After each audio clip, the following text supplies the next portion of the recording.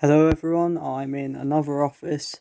It is Louis Donnell's house. I'm in his bedroom at the moment. It's covered in Lego.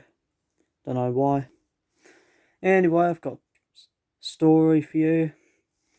I hope you like watching the crazy mind of a bored autistic teenager, because I like making these. I get my inspirations from the weirdest places, like when I came up to Desert Michael, I was just in a camper van, on the left side of the camper van in the back seat, thinking, what if there was a Desert Michael? And this was outside of B&Q, by the way. Just what if there was an animal called a Desert Michael? And then ideas just wrote themselves from there. Came up that in 2019. Still quite like it. Similarly with Blackbird and Whitebird, when I was 6, I was just thinking, why is there no Whitebird? Only I think like this, it's one of the most important questions in the world. It's probably more important than, is there a God, or what is the meaning of life? Why isn't there a white bird? Anyway, here's the story. Steve Part 3, the one where he does the thing. Now that my book is out and has already become the most bought book in the world, tying with the complete history of porn, people have been clamouring for the amazing author to read some of his book. Steve takes up dancing. Akalica, yes, father. Get Grandpa and Cassius, we're going dancing. Why? Asked Akalica, who was busy doing some bizarre ritual with Woody and Daisy. I'm having a midlife crisis. I wanted to try something new as a father and son activity, Steve blustered. Grandpa, Akalica shouted, we're going dancing. I'm not Grandpa, screamed Grandpa, real name Sean. Cassius? Yes, sir. We are off. In the car on the way there, the men all played a game. Steve asked them which country they could marry if they could. England, sir, Cassius responded. Why? Thank you, Jeeves, thank you. If you're not a classical literature fan, and I do not believe any of you who are watching this are, this will fly right over your head. He's gone mad, Grandpa, real name Sean whispered. I'd do America. That's not a country, you fool, yelled Steve angrily. I'd marry Ghana, said Akalica. Why? Asked Steve, calm again. No reason. Right, you might have to meet me more than halfway and assume that when I say marry Ghana, I really mean marijuana.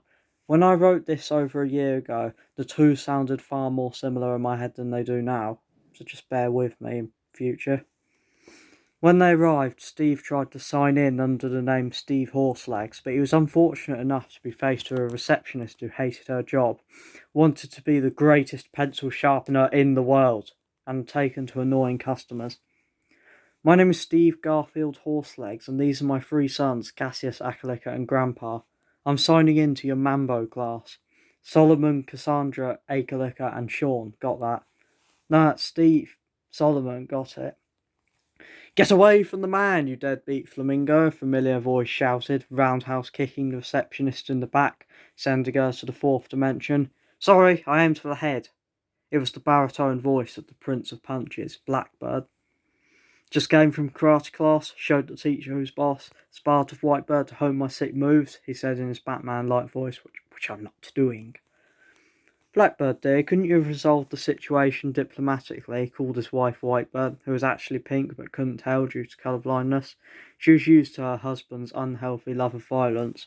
The best form of diplomacy is with my fists, Blackbird yelled in the waiting room. Steve was bored by this and picked up a Woman's Weekly to pass the time. Take me to the ballroom, Mr. Charles, trilled a soft voice, that of Jeffine Smith. That woman had no idea what she was thinking, my dear, for I am the greatest pencil sharpener in the world, said Bob Charles, the handsome dreamboat who doesn't resemble the author of this book in any way. I realise I should have read that story first, but it's too late now. I'll do that later, if I get enough likes on this video. I'll probably do it anyway, because it's content, and it means I don't have to make another story for ages. What are you doing here? You belong in a different book, Steve was crying again. Why, dancing with my senora, of course. Bob kissed her. I've been on the run from the law for being a rebel since the last book. If you haven't bought it, readers, I suggest you do. It's £99.99 at Waterstones and reviewed 6 stars. That's my Bob, always breaking the fourth wall, Jeff simpered. There is no fourth wall. My name's not Bob. I changed it just now. What to, sir? Asked Cassius. Charles. So you're Charles? That's stupid. Grandpa, real name Sean, pointed out. Grandpa's also a stupid name. My name's not Grandpa, real name Sean hollered. Shut up, Grandpa, Steve bellowed. You're causing a commotion.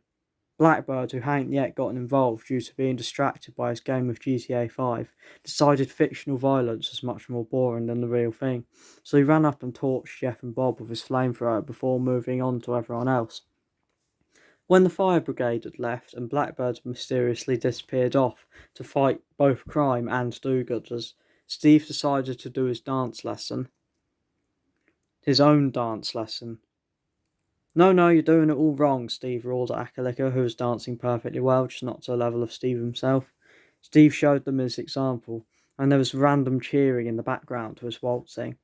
7 stars, 7 stars, 7 stars.